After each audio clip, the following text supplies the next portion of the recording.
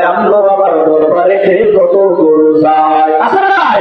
অন্য পীরের দরবারে তো মুরিদ তাঙ্গি হয়, আমগো বাবার দরবারে কত গরু যায়।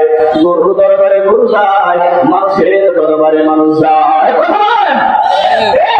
গরু চিনে মানুষ চিনে গো, বলে গরু দরবারে গরু যায়, ওইখানে শুধু গরুই যায় না, যারা মানুষ যায় ওরা কিন্তু মানুষ না, ওরাও একটা গরু। এবং দরবারে খুলে দিছে মুরিদ পীরের পায়ে চিন্তা করে আসলে নাই, বলে চিন্তা করতে একমাত্র আল্লাহ রাব্বুল আলামিন। সেইখানে মুরিদ পীরের পায়ে চিন্তা করে মাজারে চিন্তা করতেছে, মাজারের মধ্যে চিন্তা করতেছে, বলে পীরকে এমন নয়, বলে আল্লাহ যেতে পারে মনে হয় পীরও সেটা পারে, এরকম মানুষ সমাজের মধ্যে আসে নাই। এবং সমাজের মধ্যে এমন ভাবে জিকির করে, বলে আল্লাহ সেটা কোনো একটা শিরিক হলো, শিরিকের মধ্যে একটা শিরিক হলো আল্লাহ তাআলা ব্যতীত অন্য কারো নামে জিকির করা। এবার আমাদের সমাজের মধ্যে আল্লাহ তাআলা ব্যতীত অন্য কারো নামে জিকির করে এরকম মানুষ আছে না নাই?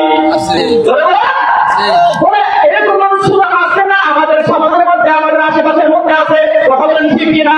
বলে আল্লাহ তাআলার জিকির হলো আল্লাহু লা ইলাহা ইল্লাল্লাহ। নবীজি বলেন আফদালুজ যিকরি লা ইলাহা ইল্লাল্লাহ ওয়া আফদালুদ দুআ আলহামদুলিল্লাহ। নবীজি বলেন সবচেয়ে উত্তম জিকির হলো লা ইলাহা ইল্লাল্লাহ এবং সবচেয়ে উত্তম দোয়া হলো আলহামদুলিল্লাহ।